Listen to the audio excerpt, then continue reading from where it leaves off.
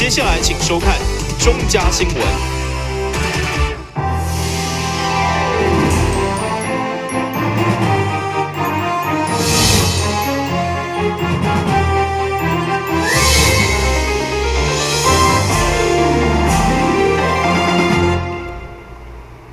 大家好，我是王祖和，欢迎收看8月22号礼拜一的中嘉台南地方新闻。为着要有效将反毒的观念推广到社区，市府2天前率先伫咧南区试办无毒社区以后，即马搁进一步要将试办的经验传承到安南区甲永康，希望民众一定要改变观念，关心家己的社区敢有人食毒，还是关怀甲通报。上午安南区14里有加入无毒社区认证标章的志工，拢一一接受市长赖清德的颁证奖励。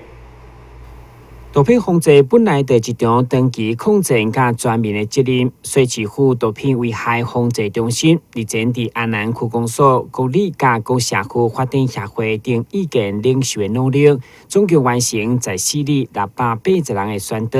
嘛成功招募25位社区反毒志工，上午接受市长颁发无毒社区健康家园的认证标章，场面相当热烈。市长呼吁防治毒品一定要对社区落实，第一要紧就是改变观念，加点仔家婆来关心通报，帮助有食毒的市民恢复健康。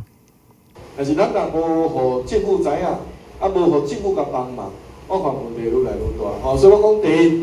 一，咱一定爱改变咱的心态，里长改变做法，志工改变做法，人长改变做法。有当时大家是讲哇，即摆做里长实在多简单的，过去是管路顶、水沟，都会杀的，即个毋是即摆关心到市民的健康、里面的健康，等于是啥？大家长，你来的大家长。迄个囡仔虽然是咱的囡仔，但是做里长、做连长、做志工，嘛甲当作是咱的囡仔。安尼你甲关心，我想这个观念自然就无问题。虽然安南区52个里只有14里加入，根据了解，这里长拢是惊麻烦，认为武未到遐，所以并无加入。嘛，护卫成局并无达到预期一半加入的目标。不过，会中这有心的里长已经准备好势，希望掠到过程成为社区的信赖。所以讲，也是会当宣导这个毒品的概念，咱会当对2个方向来做。第一点就是教育，就是咱讲的防治的问题。咱透过教育，互人了解讲，什么是毒品？这毒品会当对人产生什么危害？这个危害了会当。这个危害了就会造成讲调查头啦、社区的治安的问题。这个问题咱会当来解决，这是第一点。过来即摆有咧食毒的人，咱知影讲厝边隔壁甲讲，厝边隔壁毋敢讲的，来甲里长，里长知影。咱透过通报，通报咱卫生局，通报咱的慈济，来即个甲找一个上好的方式来甲解决，安尼会当产生社区对咱里长的信赖，咱毋是家囡仔掠走，咱是帮助伊的囡仔。会中透过无毒社区的誓词宣言，才希望对症下药，按你的力量，一步一步将毒品赶出社区。无毒社区，健康家园，健康家园。电新闻管及庄博纯采访报道。安南病院对去年初联合骨科、复健科、中医部成立运动医疗中西医合疗小组，希望让大台南地区的运动员甲每一位民众拢会当得到上界好的医疗品质。22号上午，因个特别甲中华民国国武术总会签订运动医疗合作备忘录，不但方便选手治疗，而且佮免收挂号费，减轻运动员的就医负担。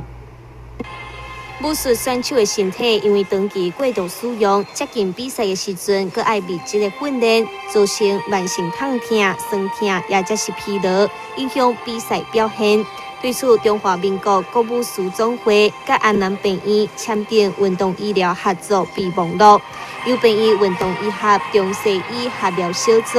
也就是由骨科、复健科、中医部等单位联手合作。提供选手全方位的医疗照顾。那我们是希望透过我们跟他的合作，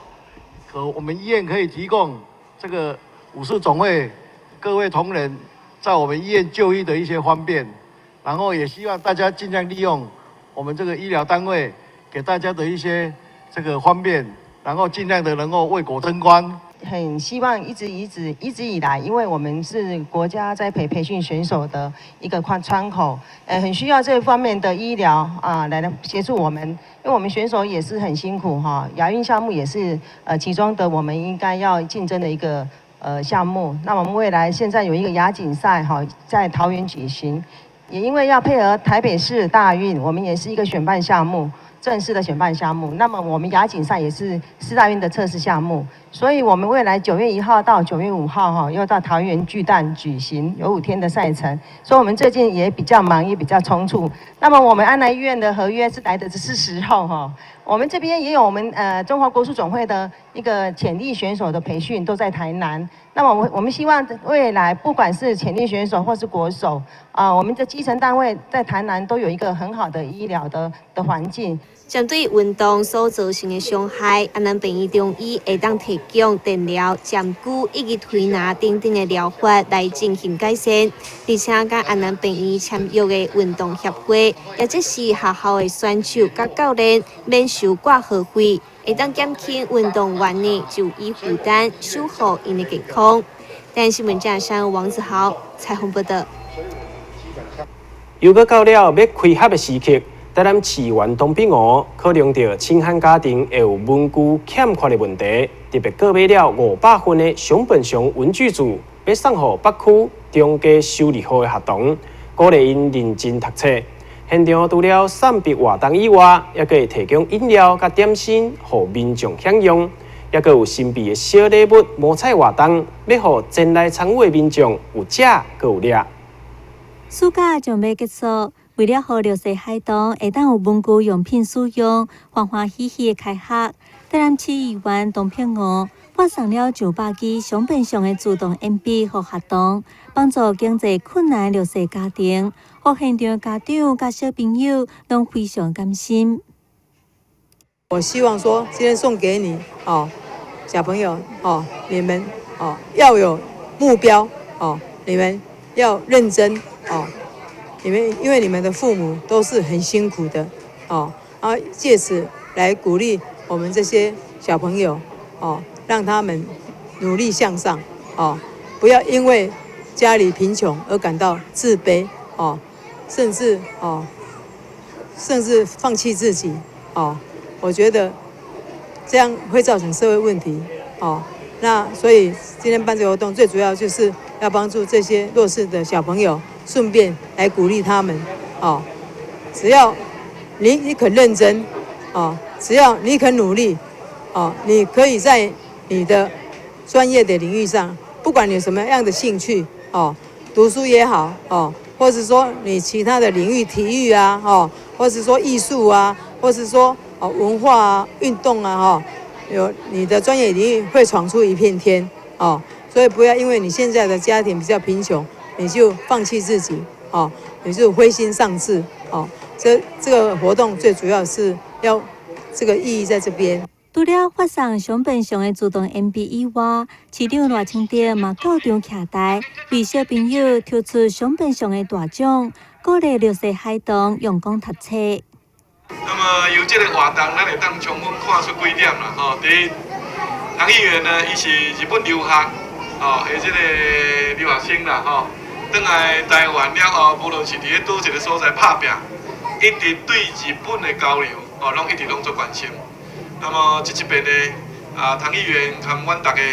搁局长高雄市的议会大家斗阵去熊本，去关心因的地动。由这点呢，就当看得出来伊伫台湾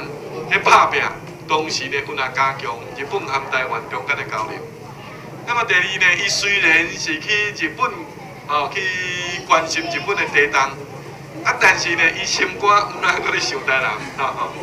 这边爱心奖赏活动，互真侪弱势家庭得到帮助。虽然只是一支小小的自动鉛筆，但是董品娥表示，希望透过这边活动，互孩童会当安心读册，同时嘛了解父母车用辛苦，为弱势家庭加添了侪侪温暖甲爱心。台南新闻郭博义采访报道。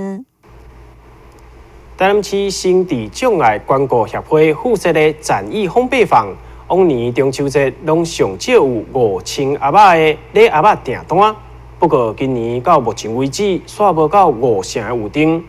协会伫咧上午月饼发表会当中，嘛呼吁社会大众支持。同时，会中有中营女中的学生装扮成为嫦娥，帮忙行销，场面相当温馨。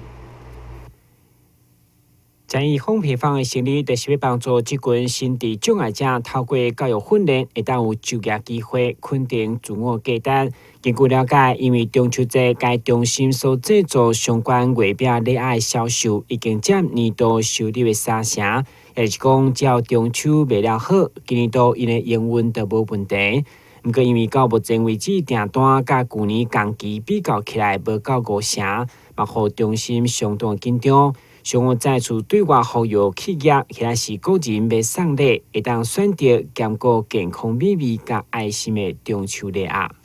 去年的话，到这个时候，我们的订单已经大概进来一半左右。可是今年的话，还没有到一半。那企业的部分呢？从去年开始，企业的认购并没有那么的踊跃，我们都是靠就是大家小额，就是1盒、2盒、3盒这样子购买。那今年这个小额的部分，其实单子也还没有开始进来，所以也希望大家有需要送礼的话呢，可以先来跟我们展艺订购这样子。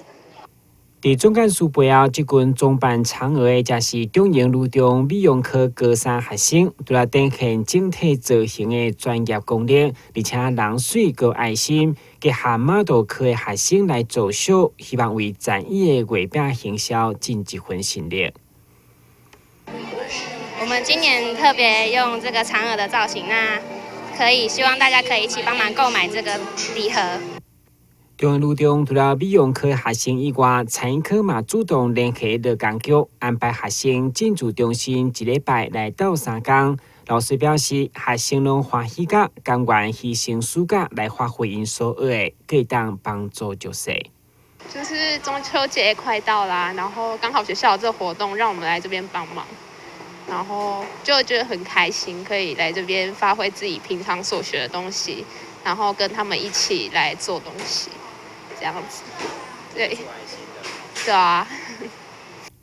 不管是蔓越莓烤饼的饼，或者是乌豆丝两人酥，每一个点心拢是一份爱心，一份会当帮助学员稳定就业的力量。欢迎需要市民向中心预订06-201-4060。台新闻官及庄博纯采访报道。休困一下，马上回来新闻现场。来，阿弟对阿公行，行啦，不要紧啦，行。会使啦。那袂使，阿弟上乖，对阿公过。啥哪？先生讲一定要行板尾线哦，直接行过会足危险的哦。阿公知啦，行板尾线。对啦，爱行过大路，爱行板尾线。来，阿公整一个。我不爱。啊？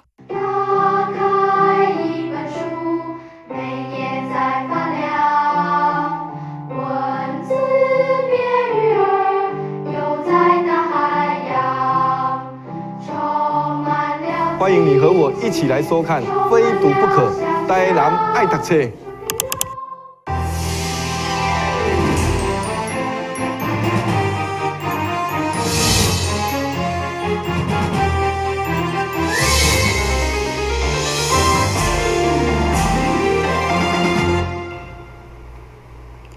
由双主车三冠王有线电视公司所举办的“爱在社区 BB 宽频 BBTV 卡拉 OK 欢唱赛”已经迈入第10档。今年中西区初赛8月20号暗时，伫台南生活美学馆盛大登场，竞争相当激烈。最后由胡彩玲甲郭俊宪分别拿下国语组甲台语组的第1名。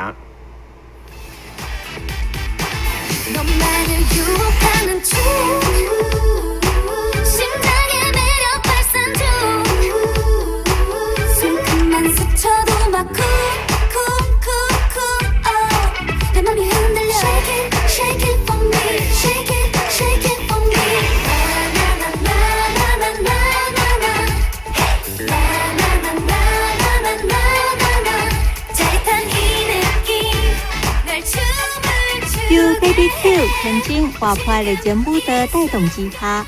在社区 BB 宽屏 BBTV 卡拉 OK 欢唱赛中西区初赛正式登场。会中包括中西区区长陈胜男、市议员洪玉峰、市议员陈怡珍、市议员区里的秘书陈明才，以及这位里长拢到场为参赛者加油打气，场面相当热烈。我代表阮中西区所有的居民内面，感谢这个三公园内面一冬一届的这个活动，所有爱唱歌的人会感觉来苦苦做伙，大家参加这个比赛。这个比赛了，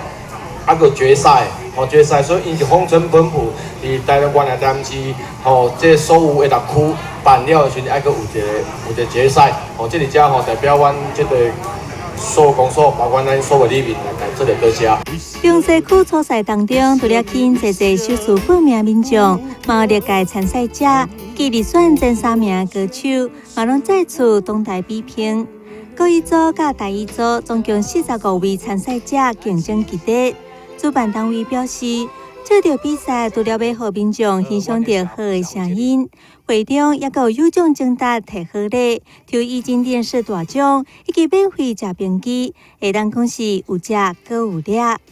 最后成绩出炉，第一组前3名，第1名郭俊宪，第2名郑敏琪，第3名翁坤妍。最佳舞台魅力高中德，最佳舞台造型许清和。高一组前3名，第1名胡彩玲，第2名王瑞胜，第3名郭维刚。最佳舞台魅力吴怡贝，最佳舞台造型叶雪娥。前3名分别取得进入总决赛资格。温暖不下你一人，行出人走世间，我来纪念是。一款答案，温暖不下你一人，风风雨雨落等，等你来相送。不可以交出自己去放弃，可不可以别再要多清醒？脑中的空白空洞了空隙。比较容易，可以乐观于每一过去。中西区初赛农业时候，为8月27号开始，伫第4频道卖分段播出，请观众朋友准时收看。台南新闻综合报道。对中国西安嫁到台湾婚龄的中国国宝级画家杨小宁，10当前因为假术爆炸，造成双手甲面3度烧伤。靠着台湾专业的治疗，甲友善的台湾人斗3工，互伊会当重新再一次下起画笔。这届竟带着68个作品到台南展出，用画作来表现生命力，希望会当鼓励所有的民众。第世界知名艺术家杨小林老师，伫10当前因为蜡树爆炸，致使双手严重受伤。好佳在透过台湾医疗团队以及台湾人的善心帮助，终于互伊重新提起画笔。伊非常感谢台湾人的帮助，嘛期待自己做一个爱心画家，回报台湾人的善心。我这次很荣幸的来到了台南文化中心来展出我的着作，我深感荣幸。这次展出的目的是弘扬中华文化，再一个目的就是向台湾的乡亲来汇报我的绘画成就，也请各位方家和文人雅士给我鼓励和指正，使我在今后的艺术道路上更加的精进。谢谢。杨小林老师这边展出作品有60多幅，其中以3大主题：新汉画、写意回教系列、玫瑰系列为主。其中新汉画更是台湾真正看到画作风格，将传统汉画以独特艺术风格做出全新的表现。对开幕大会现场，嘛请侪民众甲贵宾做阵来欣赏老师的画作。老师嘛现场作画，展现出充满力量又个有路画工。这一次呢，杨晓玲老师在我们台南文化中心这一次的水墨巡回展，我想对于台南市民来讲是一个非常不同的一个视觉感官的飨宴。一般来讲，我们看到的水墨画，大概目前来讲，以当代水墨比较常见。那这一次的主题是一个传统水墨的方式，而且是一个以新汉画为主，然后传统的一个主题，我想这会带给台南市民一个非常耳目一新的感觉。这边展览将伫文化中心第2艺廊展出到9月4号，欢迎所有介意艺术的民众做阵来参观，欣赏杨晓玲老师作品当中丰富生命力。台南新闻郭博义采访报道。为着落实市民终身学习，整合民间资源，提供里民高品质的学习环境，安平戏光里办公处配合民政局所举办的市民学院计划，伫咧戏光里活动中心开办手工烹造甲保养品的课程，教导学员使用天然的原料制作烹造、保养品以及防蚊液等等，内容相当多元实用。参加市民学院的民众认真专注进行打造的过程，在倒立模啊当中完成马赛走的最后一个流程。这个活动让学员体验家己制作手工纱纹的趣味，而且伫完成了后，可以当使用到无掺化学物的清洁用品，相当有意义。在做的过程中，因为温度的关系啊，所以像你看，像冷气啊跟电风扇都不能使用啊。不然的话，怕温度如果降低的话，那个灶会失败啊。哎呀，这个可能就是比较辛苦，然后还要就是让它融合的时候，就是还要咱们用了将近半个小时的时间这样子。马赛皂，因为它就是从法国的马赛那个地方流传过来的，然后它以前就是皇室才能使用的肥皂，那后来就是渐渐推广之后，就是一般大众也都可以使用。然后它的特性就是说，它里面有高含量的那个橄榄油，它现在就是有72%的橄榄油，那里面除了橄榄油之外，还有棕榈油跟椰子油。对，然后它的制作过程其实就是跟一般的手工皂一样，不过它有一点比较特别的是，它的皂化需要比较长的时间，像一般的手工皂只需要45天，那它可能就是要放到60天，因为它里面的那个高比例的橄榄油的关系，所以它放的时间要比较久。这个手工纱纹加保养品的制作班总共有8节课，课程内容多元丰富，所有材料完全拢是天然的，使用起来不但袂伤皮肤，对环境也袂造成污染。里面的东西全部都是天然的，就是都用精油还有一些那个萃取液下去做的。那因为像手工皂，它在使用上除了对皮肤很好之外，它就是经由下水道排到水沟，它很快就会被分解了，不会像化学的还有一些环境荷尔蒙的问题会造成污染。对，那学员他们就是来这边学，其实手工皂不会很困难，那它的材料其实也可以很简单，就是油品、氢氧化钠跟水就好了。那学员他们学完之后，就回家可以就自己买油品，就在家里就可以操作了。对，所以这是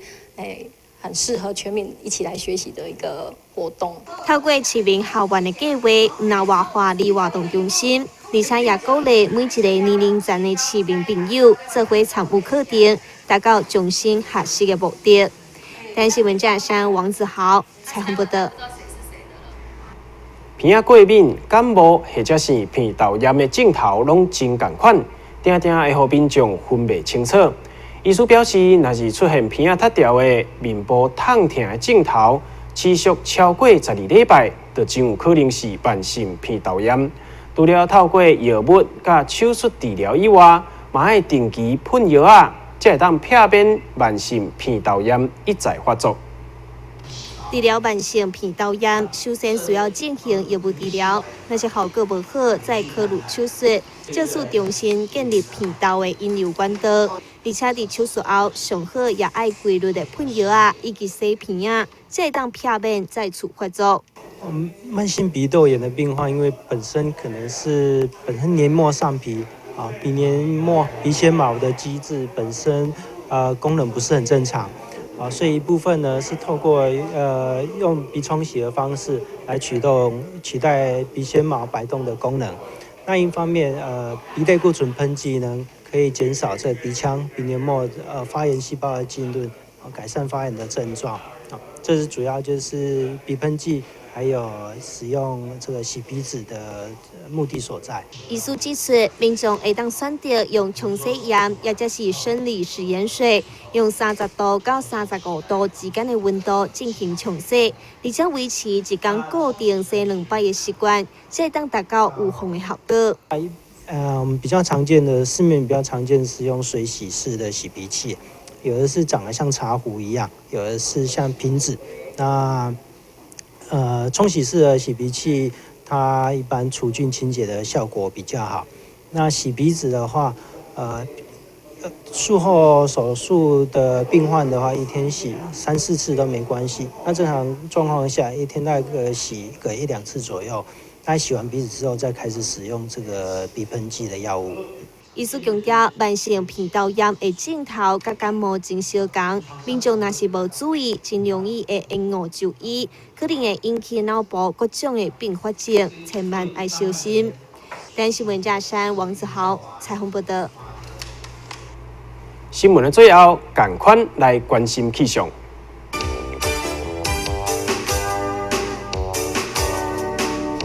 明仔是节分午后短暂雷阵雨，温度27度至33度，落雨几率3成。海面平均风力3级到4级，